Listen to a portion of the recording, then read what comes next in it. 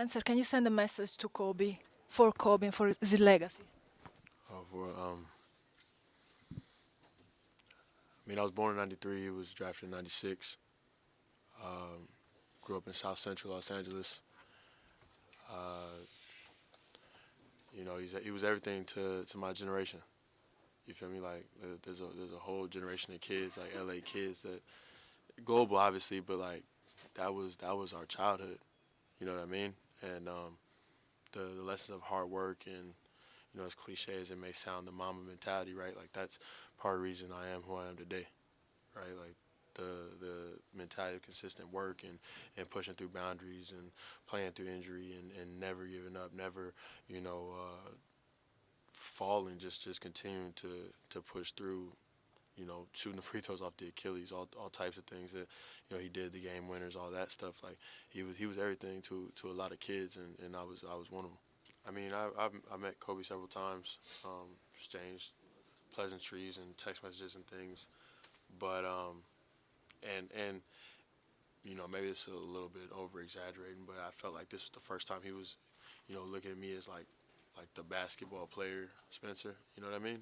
And uh, briefly told you guys how much he meant to, what I'm saying, all the people from, where I'm from. And, for him to tell me that, in his book, I'm an all-star and stuff like that, you know what I mean? Like that, 'cause I talked about the popularity contest before, and like, you don't win things like that, when you're me. So for him to say that, like, I didn't need to be selected, you know what I mean, anymore. Like, because I was an all-star, you feel me? Like, it's not just like my family, it was the guy.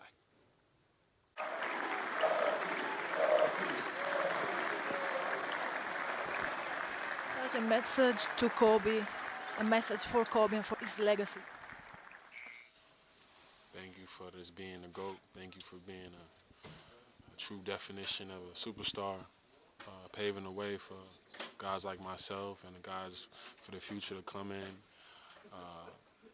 Left such a great mark. Condolences to the Bryant family and our other families that was in the crash. From the time I came into the league, even before I got to the league, even when I was in USC, he was always supportive, always like a first-class kind of guy. He played in street tournaments. He loved the game. Even when I was in all throughout the years, whenever I saw him, always pick his mind about the game. No matter who he was, he would give you the same love. As long as you competed, it feels like you just lost a superhero. The way the locker room felt, guys is just out of it. But we love Kobe. We love you, Kobe. We gonna keep you in prayer, your family in prayer, and rest in peace, man. I remember when he first got in the league. I was like 8 years old. I remember, him going from not playing to being, one of the greats, literally. And then, really just focusing on his daughters afterwards. Kind of see him grow up, turn into the man he was.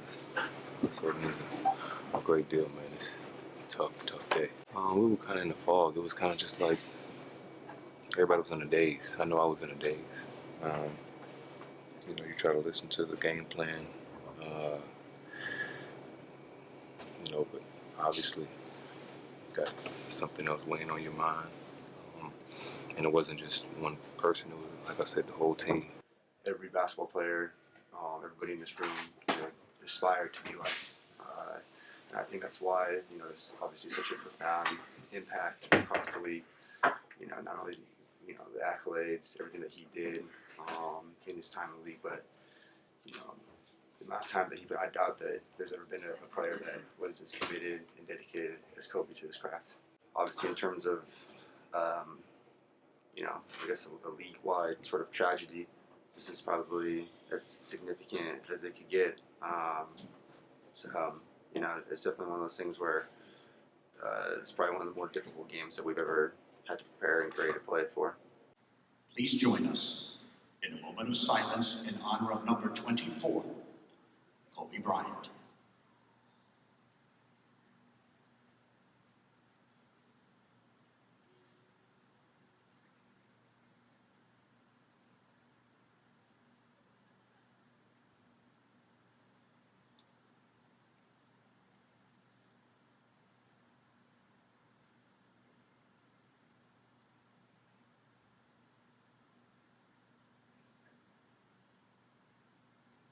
Thank you.